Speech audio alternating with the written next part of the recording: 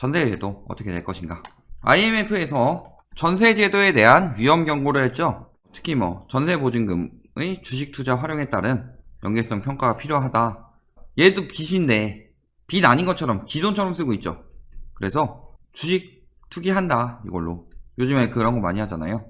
ETN이나 인버스 이런 것들 많이 들어가잖아요. 이런 건 투기성이죠. 오로지 가격이 뛰냐 안 뛰냐 차익을 보려고 하는 거다 보니까 기업이 성장함에 따라 차익을 보는 게 아니라 유가 한방, 인버스 한방 이런 거 노리고 하는 거는 투기성이죠. 단기적으로 이를 과제로 제시했다. 단기적으로 전세보증금 때문에 금융시스템 리스크가 일어날 수 있다고 경고한 거죠. 자, 그럼 전세제도가 뭔지부터 봅시다. 전세란 집이나 방을 빚었을 때 일정한 돈을 맡겼다가 나갈 때 다시 찾아가는 것. 이게 우리나라에만 있는 거죠. 시초는 관습으로 내려오던 예전에 전당제도에서 시작한다. 일종의 집을 내가 살면서 담보를 잡고 있는 거잖아요. 담보를 통해서 돈을 빌려준다. 이런 제도가 전당제도죠. 그래서 전당포 할 때 그 전당이 여기서 나온 말이죠. 논밭을 담보로 금전을 융통받고 이거를 사용 수익하여 이자로 제공하던 제도다. 요게 전세제도로 집으로 바뀌게 됐다. 언제부터? 조선시대 말기에 수호조약 요거 때문에 부산항, 제물포, 원산 여기 세 개항이 개방되면서 지방에서 서울로 거주지를 옮기는 사람들이 많아지며 주택 수요가 급격히 늘어나면서 자리 잡았다. 결국은 일본 놈들 때문에 우리나라의 주택시장에 폐해가 지금까지 남아있다. 이렇게 된 거죠. 활성화는 언제부터? 1970년대부터. 이때는 이자도 높으니까 이자 높고 막 노동 강도 셌죠. 돈을 벌더라도 딱히 쓸 데가 없으니까 당연히 통장으로 들어가게 되고 이 통장에 있는 돈이 쌓이면서 수요는 들어오고 집값은 오르니까 집 투기를 하는데 또 그때 또 일자리를 찾아서 들어온 사람들이 여기에 전세를 살아주면서 소액으로도 살 수 있게 되고 집값은 수요가 계속 늘어나면서 계속 올라가게 되고 그러니까 또 집 더 사고 또 수요 들어오면서 전세 살고 전세 살던 사람들도 통장에 돈 모아서 집 사고 그렇지만 수요는 들어오니까 또 전세 살고 계속 이런 순환이 돌았던 거죠. 지방에서 서울로 인구가 집중되면서 그러면서 집 투기가 활성화됐다. 실질적으로 그 집을 전세를 놔주면 나한테 남는 건 없잖아요. 예전에는 전세금을 받아서 다른 집을 사고 그런 식으로 집값 올려서 팔고 이런 식으로 운영을 하다가 어느 순간부터 전세를 들어갈 것으로 기준으로 해서 매매가와 전세가의 차이를 가지고 있는 갭투기로 발전하게 된 거죠. 투기가. 근데 폐해가 많죠. 결국에 이 전세라는 거는 집주인이 집값이 오를 것을 전제하에 하는 거죠. 그러니까 만약에 집값이 떨어지거나 갭투기는 딱 진짜 갭만큼만 금액을 준비하다 보니까 전세 가격이 떨어지는 역전세난이 난다든가 집값 떨어져서 깡통주택이 난다든가 그러면은 세입자가 보증금을 제대로 돌려받지 못하는 깡통주택이나 이런 피해들이 생겨나고 있다. 그러면서 심지어는 이를 이용해서 얼마 전에 그 전세보증금 영상에서도 말했듯이 전세 놓고 당일날 근저당 즉 주택담보대출 받고 이거 더하면 집값보다 크죠. 그리고 당일날 근저당은 먼저 선순위 하니까 집이 경매에 넘어가더라도 은행은 어느 정도 하는데 세입자들은 망하죠. 그러니까 세입자들한테 사기 쳐먹는 일까지 생겨나게 되더라. 결국엔 집값 떨어지면은 이 전세제도의 문제가 여실히 드러난다. 이렇게 알 수 있겠죠. 자, 그래서 문제점은 투기죠, 투기. 보증금이 지들 말에는 투자금이지만 투기 자본이죠. 이걸로 부동산 투기에 이용하면서 집값 거품을 야기했다. 그렇죠. 은행처럼 체계적으로 법적으로 받아가는 세입자들은 적잖아요. 그걸 이용해 먹는 거죠, 집주인들이. 한국만의 독특한 전세. 이거 장기적으로는 비중이 계속 줄어들 것이다.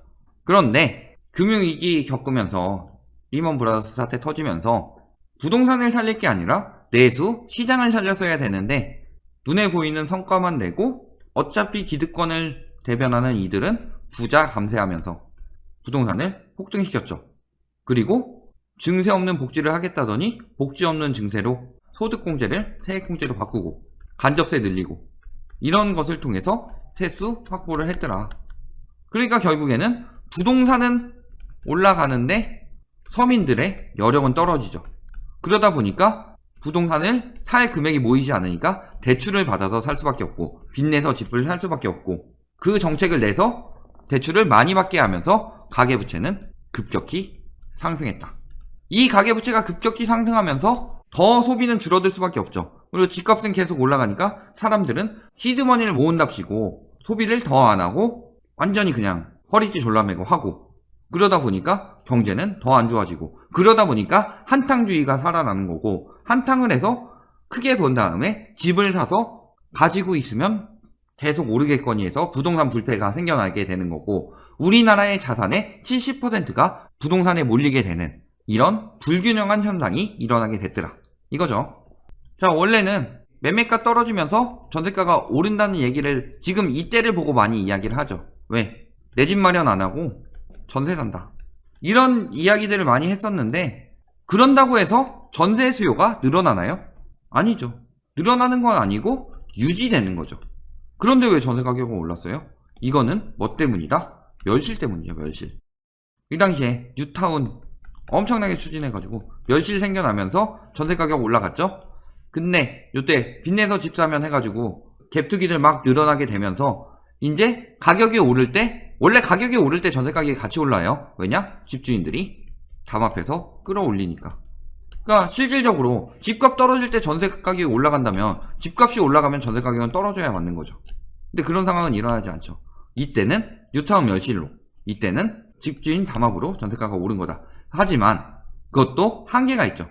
사람들이 집을 살 수 있는 한계가 도래하게 되니까 전세 가격이 멈추게 되면서 집값만 오르면서 전세 가격이 낮아지고 갭이 벌어지게 된 거죠.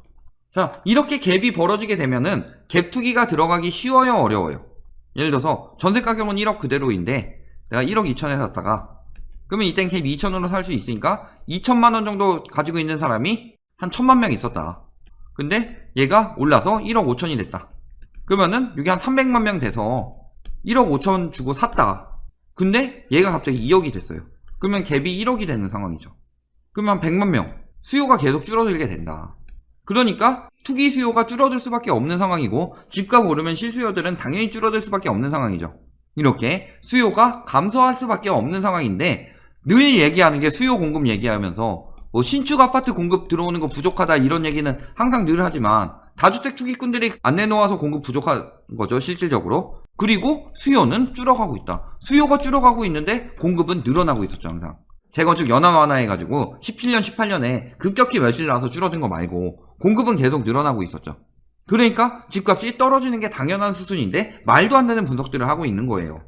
자, 이거 여실히 드러나죠. 가계대출 봤을 때 언제 많이 늘어나요? 빚내서 집 사는 초이노믹스 때부터 6.13 파리 대책 나와서 억제하기 전까지 늘어나다가 여기서 줄어들게 되는 거죠.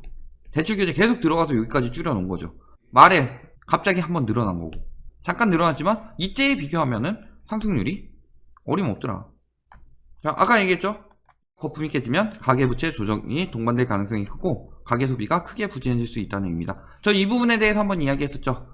이 가계부채는 부동산 거품 때문에 급증하게 된 것이고 이 부동산 거품은 꺼지게 되면서 가계부채 원금 갚는 경우는 좀 줄어들겠죠.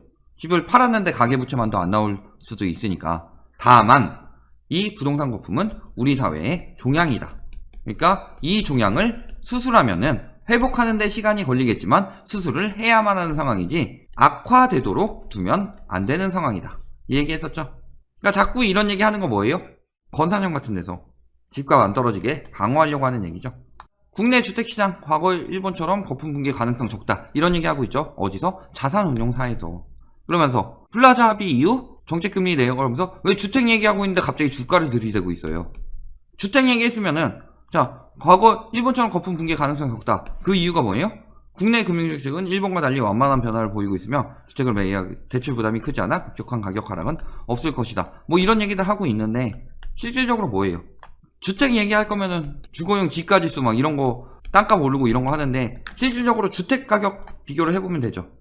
주택 가격 얼마나 올랐는지 당시 일본 버블 때 1980년대 초 2,500만원에서 거품 붕괴 직전인 91년 7천만원으로 뛰어갔다. 한 10년간 2.8배. 그런 상황에서 서울은 어떻게 됐을까요? 자, 2013년 8월에 4억 8천이었는데 8억 7,700만원까지. 똑같이 평균 매매 가격이에요. 6년 8개월 만에 얼마 올랐다? 1.8배 정도 올랐다. 1.79배. 그러면 실질적으로 일본이 1.5배 긴 기간 동안 대략 1.5배 더 올랐죠. 자, 그러면은 일본만큼 우리나라도 집값이 급등했다. 일본 부동산 못지않게 급등했다 지금. 근데 일본만큼 급등하지 않았다고 우겨요. 도쿄만큼 서울이 올랐어요. 그래가지고 지금 한국, 일본 다 합쳐서 제일 비싼 데가 서초구에 있잖아요. 그런데 거품이 아니고 입지가 좋으니 더 오를 것이다 라고 주장하는 인간들 있죠. 개정신이에요. 이렇게 글로벌 금융위기 시 예전에 무슨 일이 일어났어요? 강남 집값 하락하면서 깡통 아파트, 역전세난 등으로 집값 하락, 이걸로 집주인들 삼중고 겪었다. 지금 시작됐죠. 2020년에 다시 시작됐다. 급전세 세입자가 거의 없어요. 세입자가 안 들어오니까 그 돈을 은행에서 빌려야 되든가 아니면 못 빌리게 되죠. 그러면서 경매 넘어가게 생기죠. 그러니까 전세가 당연히 떨어지게 되죠. 이게 원래 기본이에요. 근데 거기서 뉴타운 짓는답시고 싹 다 밀어버리고서 그 사람들 갈 데 없으니까 수요가 급격히 늘어나면서 전세가가 올랐던 거죠. 그 다음에 역전세난 보증금 분쟁 속출했다. 결국에 근데 역전세 났는데 집값 떨어진 사람들 돌려줄 돈이 있어요? 돌려줄 돈 없죠. 뭐 해야 돼요? 뻗대는 거죠. 전세가 오를 때는 전세가 올려주지 않으면 집 빼세요. 이런 얘기 하는데 전세가가 떨어질 때는 안 돌려주죠. 이게 문제라니까요. 자, 지금 뭐예요? 아까 이야기했듯이 전세보증금, 학자금 이런 거에다가 뭐 하고 있어요? 주식, 인생 한방. 배달의 민족이 아니라 베팅의 민족이죠. 전세보증금이나 학자금 손실 발생하면 어떻게 해요? 지금 베팅할 때가 아니에요. 장기 침체 예상되는 상황이에요. 지금 리먼 때보다 위험해요. 장기 침체 예상될 때 베팅하면 돼요. 잘 모르면서 빚까지 내서. 리먼 때 돈 좀 벌었다는 달리오 형님, 이분도 지금 피 봤죠. 다만 이 사람은 벌 거예요. 왜? 단기적으로 가지고 있을 여유가 되니까, 자금이 있으니까 굉장히 장기적으로 보고서 사고 버티면 되는 건데, 이 빚내서 한 사람들 따라했다가 뭐 돼요? 반대 매매로 가랑이 찢어지죠. 그동안 이렇게 자꾸 유도해서 개미들 들어오게 만드는 동안 외국인들은 팔면서 벌고 빠졌다. 초창기, 이번 사태 초창기에 그랬죠. 근데 지금은 우리나라 한탕주의가 너무 심하다 보니까 그거 이상으로 계속 자금이 유입이 되니까 매출이 떨어지는데도 주가는 오르는 기이한 상황이 벌어졌다. 요거 충분히 키워놓고서 세력들은 벌고 빠져나가면서 한 번 더 뚝 떨어질 가능성이 굉장히 높아졌죠. 그 다음에 전세보증금으로 인한 위기는 끝나지 않았다. 왜? 동탄 300 갭투기 했다가 손실하니까 세입자한테 덤터기 씌웠다. 결국에 기소 갔었고, 빚내서 집사를 하던 정수기 같은 인간은 검찰 송치됐다. 대부업 위반 혐의로. 근데 문제는 어떻게 됐어요? 불기소 처분 났다고. 이거를 법이 없어요. 이것들이 파산해버리면은, 배째라 하면은 지켜줄 법이 없다. 아까 갭투자 큰손 스타 강사라고 하던 인간인데 뭐 했어요? 이 인간도 똑같은 짓거리 했다. 그래서 결국에 위반 혐의로 깜빵가게 생겼는데 그걸로 안 갔다. 대부업 위반으로 갔다. 그러니까 그거에 대한 법이 없어요. 이런 강제경매나 전세보증금에 대한 손실에 대한 집주인들의 책임에 대한 법률을 뭔가 만들어야 되겠죠.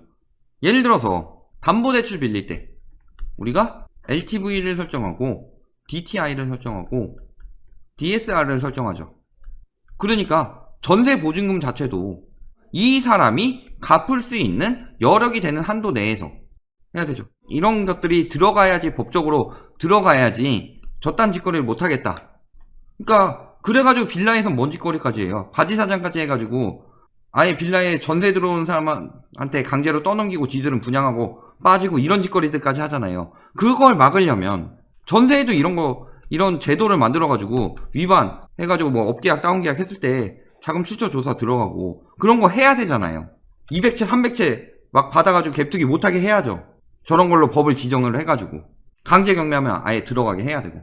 얘기했지만 전세는 뭐예요?